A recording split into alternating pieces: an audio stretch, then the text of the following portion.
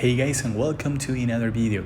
This time we're taking on stages 3 and 4 of TOE Hell of the month of February of 2021, and guys, we are taking them on 3 stars each. And now we are on stage 3, and this one is the hardest of the first 4 stages for sure. And guys, here we have violent runes on every unit. That includes our units as well. So we have double violent on some of our units, and also you cannot increase the cooldowns of the opponent. So that means our Ganymede is here to push back the attack bars and reset the cooldowns of one of our units, in particular Tyrone.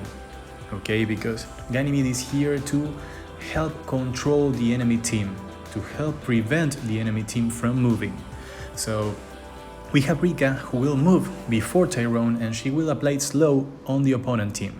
Now, your Tyrone will push back the attack bars if necessary, or may freeze the enemy team, and that all depends on if Ganymede pushed back the attack bars or not with his third skill, because Ganymede should be the first monster to move here. So if Ganymede succeeded, then the enemy team will be slowed down, and you can use the freeze from Tyrone to freeze them, and Tyrone will lap them all and push them all back.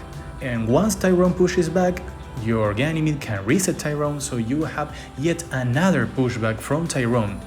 And also by that time you will have the pushback from Ganymede as well. So you know what that means, guys. That means that you will move a lot and the opponent won't. And that's the way you will win this stage. And especially at the boss stage, it will be very difficult because of those two tetras out there. But guys, I will see you at the boss stage and you will see what I mean. And guys, remember, like always, at the last unit of each wave, try to use your first skills so you can recover the cooldowns of all of your skills, and they are all available for the next wave.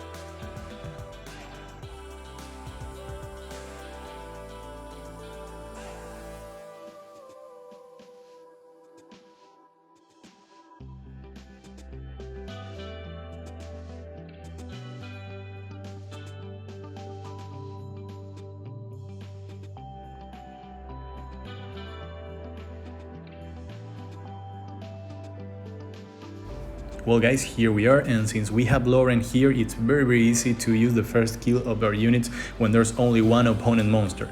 Now here guys, we start by applying the slow there, and now our Ganymede will push back the attack bars. He succeeded, so we don't have to use the second skill of Tyrone, and we can freeze that tetra there. So you see what we do here, guys. We have to control not only the attack bar of Zeratu, because we don't want Zeratu to take any turns without being provoked. And for that, we have to control the attack bars of not one but 2 tetras there, which will be incredibly hard. But you can do it, guys, because we have that combination of Ganymede and Tyrone to push back the attack bars, and we have Lauren to patch up if the tetras were to resist. However, you should consider that you need to be very tanky, because sometimes those wind phoenixes will attack you, and when they attack, they hit hard. But if things go well, they will be provoked and they will go for Jan, and you will only receive the residual damage of the passive they have, because you know every time they hit, they do an AoE attack to every unit. So basically, guys, that's it. You have to resist them, and then you can heal up with your Jan's hit and it won't matter.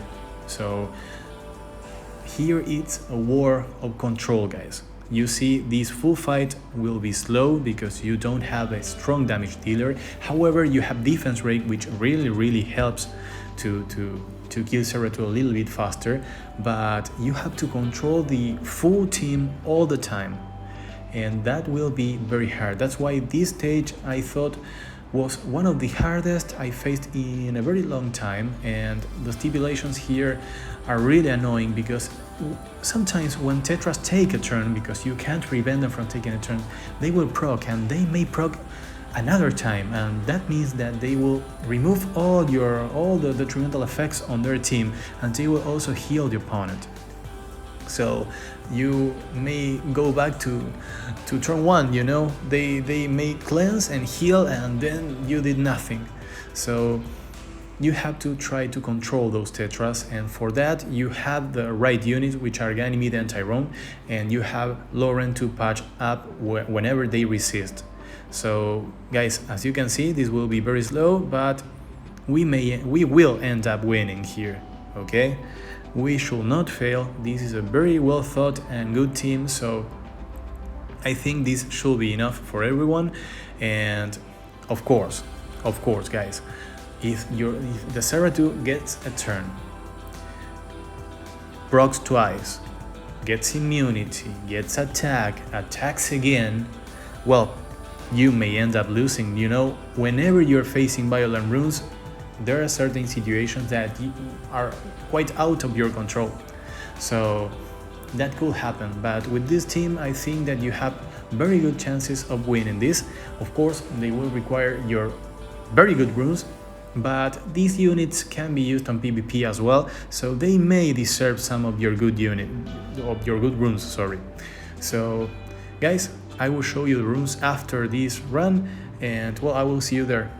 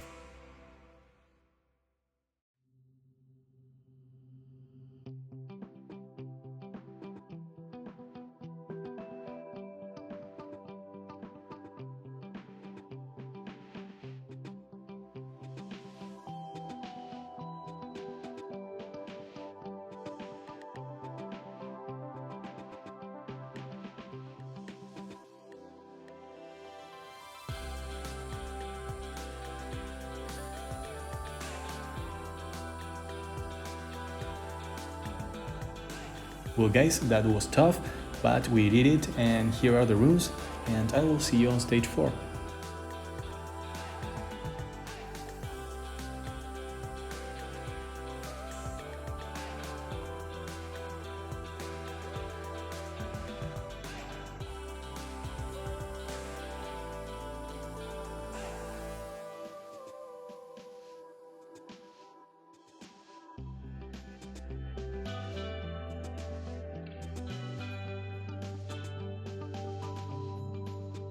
Hey guys, well, now we are on stage 4, and the stipulations here to get the 3 stars are that you can't increase the cooldowns of the opponent, and also that you will get 3k damage, 3k reflect damage on every hit that you give to the opponent, and that goes for the enemy team when they hit you as well. So for instance, when your Ganymede does his first kill, he will receive 6k damage reflection because those are 2 hits. And of course, this stage also has units that deal reflect damage on their passive, and well, what can you do to bypass those passives? Well, you could come here with a monster that oblivions them, but actually you don't need that. With this particular team, you will have your cooldowns up most of the time, because you have Ganymede and you have the Dark Homunculus. So your Vigor will be healing you most of the time, and you will have that crit protection that is great when the opponent takes a turn. And you will also be provoking the enemy team, and you have the invincibility from Jan. So with your invincibility from Jan, you can buff invincibility on your Spectra when your Spectra is about to hit the units that will reflect damage by their passive, and then Spectra will receive no damage when doing his strongest skill. And that skill, when the opponent is defense broken, and remember guys, here you have a very reliable defense breaker like Vigor, apart from the Dark Homunculus, so you have two defense breakers. Your Spectra will be able to use his second skill and not receive a single damage reflection. So guys, this team, really well thought. This stage with this team will be fairly easy. You may have troubles against the second wave maybe, because of those fire mummies that may reflect a ton of damage on your Vigor sometimes, but you should be okay guys, there shouldn't be any issues, and your Vigor will be healed by your Jan, your Vigor will be healed by himself with his second skill, and remember, you will have your cooldowns up most of the time because of the combination of Dark Homunculus and Ganymede. And of course, Ganymede will be pushing back the attack bars of the opponents as well. So this should be fairly simple guys. Now I will see you at the boss stage.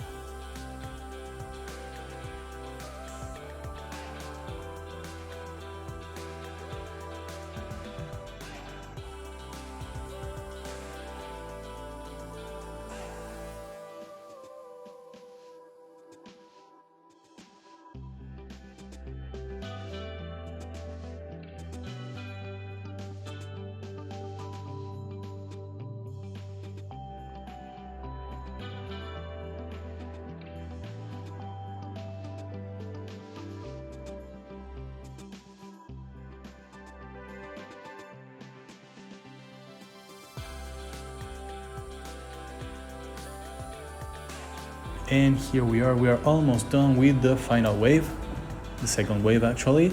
And you saw there the combination of the invincibility plus the second skill of Spectra. And here guys, you defense break the boss, and then you push back the attack bars of the minions, and the boss will, well, she will actually push herself back. So you should not care about the boss. She does nothing here, guys. She does nothing against you.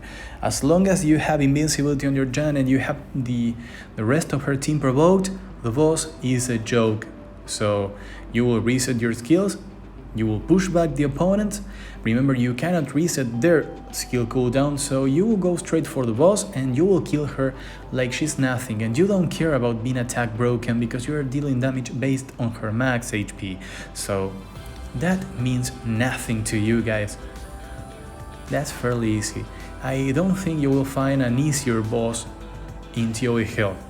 So guys, I will leave you with the sped up fight, and I will see you when I show you the rooms.